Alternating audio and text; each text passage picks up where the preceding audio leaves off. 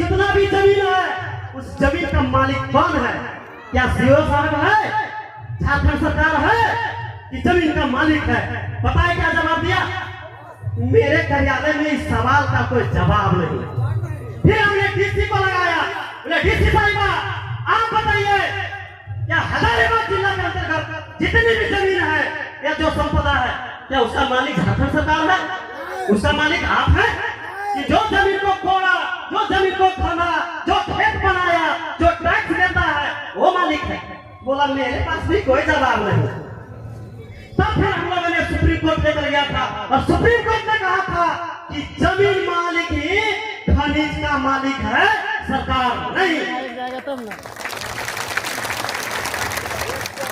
और फिर एक फैसला 1 महीना पहले आया, उसने ये कहा कि कोयला या मिनरल से जो रॉयल्टी लिया जाता है वो टैक्स नहीं है। कोई भी राज्य सरकार इन खनिजों से कानून बना के टैक्स वसूल कर सकती है और वहां के स्थानीय लोगों को लाभ हो, इसके लिए कानून बना सकती है। माननीय सुप्रीम कोर्ट का ये कहना है। ऐसे में सवाल है कि आज समय आ गया है कि JLJM के नेतृत्व में आज हम लोग एक लंबी लड़ाई की तैयारी कर रहे हैं। वोट बैंक या फिर चुनावी राजनीति उन्हीं का एक रणनीति है, लेकिन हम लोग तमाम मोर्चे पर लड़ेंगे और आने वाले समय में तमाम ये जो संसाधन है इससे यहाँ के लोगों को अधिकार मिलेगा। मैं एक छोटा उदाहरण के बाद समझा देता हूँ, क्योंकि ये बात आप लोग को समझना चाहिए कि झारखंड में 20 लाख से ज्यादा महिलाएं दिल्ली मुंबई जैसे शहरों में पोछा बर्तन साफ करने का काम करती है। ये मेरा आंकड़ा नहीं है, ये सरकार का आंकड़ा है कि सबसे ज्यादा नौकरी देने वाला कोई राज्य है तो वो झारखंड है। और जो झारखंड पूरे देश में की संपत्ति को एक साइड रखिए और सिर्फ झारखंड की संपत्ति को एक साइड रख दीजिए, पता चलेगा कि पूरे देश की संपत्ति के बराबर झारखंड की संपत्ति है। आज हमारी ये दुर्गति है कि हमारे लोग चेन्नई में, हमारे लोग दिल्ली मुंबई में मजदूरी करने जाने के लिए मजबूर हैं, महिलाएं पोछा बर्तन करने के लिए मजबूर हैं। क्या इसके लिए झारखंड लिया गया था? ये झारखंड की कल्पना थी, इसके लिए 88 साल संघर्ष हुआ था। इसलिए मैं आप लोगों से कहना चाहता हूँ कि JBKCS को मजबूत कीजिए। आने वाले समय में आप लोग को जरूरत नहीं पड़ेगा कि हमारे युवा दिल्ली मुंबई जैसे शहरों में जाकर 8-10 हजार की नौकरी पाने के लिए उनको भटकना पड़े।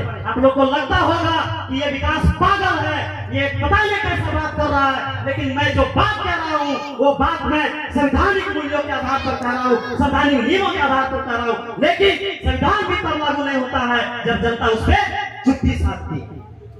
इसलिए अब समय आ गया है, इस चुप्पी को तोड़ना पड़ेगा और JBKCS को मदद करिए। मैं छोटा सा उदाहरण के साथ बता देता हूँ कि हमारे क्षेत्र में एक पंचायत में कम से कम 500 ट्रैक्टर बालू रांची जाता है और सब को चढ़ाने के बाद 1,500 सबको चढ़ाने के बाद भी वो लोग 3,500-4,000 में बेचता है। आप सोचिए अगर 1,000 भी नेट प्रॉफिट हो, 500 ट्रैक्टर का कितना हो जाएगा?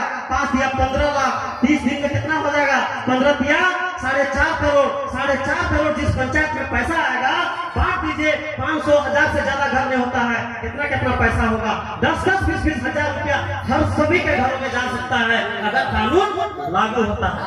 अगर राज्य सरकार अपना पावर 39B को इस्तेमाल करता है तो तमाम जो संसाधन है उसमें जब नियम बन जाएगा तो यहाँ के लोगों को दिल्ली मुंबई जैसे शहरों में भटकने की जरूरत नहीं होगी। इसीलिए आपको ये काम करने की जरूरत है। अंत में मैं ये कहना चाहूंगा कि क्षेत्र में जितने भी कोल ब्लॉक आवंटन हुए हैं, पगार का जो कोल ब्लॉक है, जब इसको NTPC को कोल ब्लॉक रद्द था, ऐसे परिस्थिति में 200 एकड़ जमीन इसको आवंटन किया गया है। ये सीधा ANU के नियम के खिलाफ है। हम लोग इसके खिलाफ वोट डालने वाले हैं। मैं आप लोगों को कह देता हूँ कि ऐसे घटनाएं तमाम जगह हो रहे हैं, इसलिए हमको तो ये कहते हुए शर्म लगता है कि यहाँ के जो DC महोदया है पता नहीं इतना पति क्यों बन रही है, सभी नियम को ताक में रख के जो काम कर रही है। इससे हमारा इनको कहना है, साला इतना तो झुमका नहीं गिरा होगा बरेली के बाजार में, जितना DC साहिबा गिर गए ये अंबानी अदानी और NTPC के प्यार में।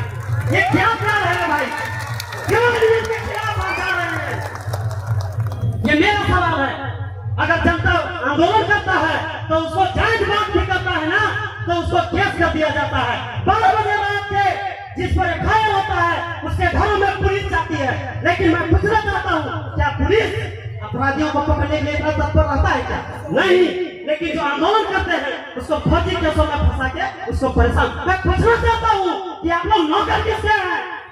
जनता के या कंपनी के? सीधा सवाल सीओ से है, आप नौकर किसके हैं? जनता के या कंपनी के? मैं डीसी साहब से पूछना चाहता हूँ कि आप नौकर किसके हैं? जनता को कहता है कि आप सरकार विरोधी, विकास विरोधी, आप पर केस होगा तो आप देशद्रोही हैं, गद्दार हैं। अरे जनता तो जनता है, लेकिन सबसे बड़ा गद्दार वो है जो संविधान की शपथ लेता है, जो संविधान को शपथ लेने के बाद गैर कानूनी काम करता है, गैर संवैधानिक काम करता है, संविधान के खिलाफ काम करता है। उससे बड़ा गद्दार कोई हो नहीं सकता, उससे बड़ा देशद्रोही कोई हो नहीं सकता, उससे बड़ा अपराधी कोई हो नहीं सकता। मैं चैलेंज के साथ कह रहा हूँ कि वीडियो सीओ से लेकर वो तमाम डीसी से लेकर मैं राज्य सरकार को भी जो संविधान के खिलाफ काम करता है मैं उसको देशद्रोही कहूंगा, और मैं कहूंगा जो उखाड़ना है उखाड़ ले। इसीलिए साथियों, बातें बहुत है, मैं ज्यादा नहीं कहूंगा, लेकिन इतना ही कहते हुए कि आप लोग झारखंड को अगर आज नहीं बचा सके तो आने वाले समय में नहीं बचा सकेंगे। इसलिए मैं आप लोग को दावे के साथ कहता हूँ कि ये जो सबसे अमीर टापू कटपुरा का जो पठार है, कटपुरा जो परगना है, यहाँ 35 कोल ब्लॉक है। इस कोल ब्लॉक को बचाने के लिए आप लोगों से हाथ जोड़कर विनती करता हूँ कि आप लोग जेबीकेएस का विधायक बना दीजिए।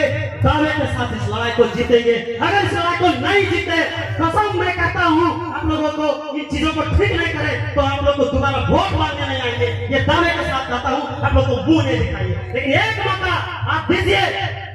मैं पिछले 15 सालों से 2009 से इस क्षेत्र में जल जंगल जमीन की लड़ाई के लिए मैं मुखर रहा हूँ। लोग कहते हैं कि भाई ये बड़ा नेता नहीं है, बड़ा नेता विचार से होता है। मेरे साथ बहुत कुछ हुआ। ये जो पहाड़ है ना, इस पहाड़ में को 24 घंटा रखा गया था। अपराधी लोग ने रूपा कंपनी के खिलाफ को टांग के रखा था।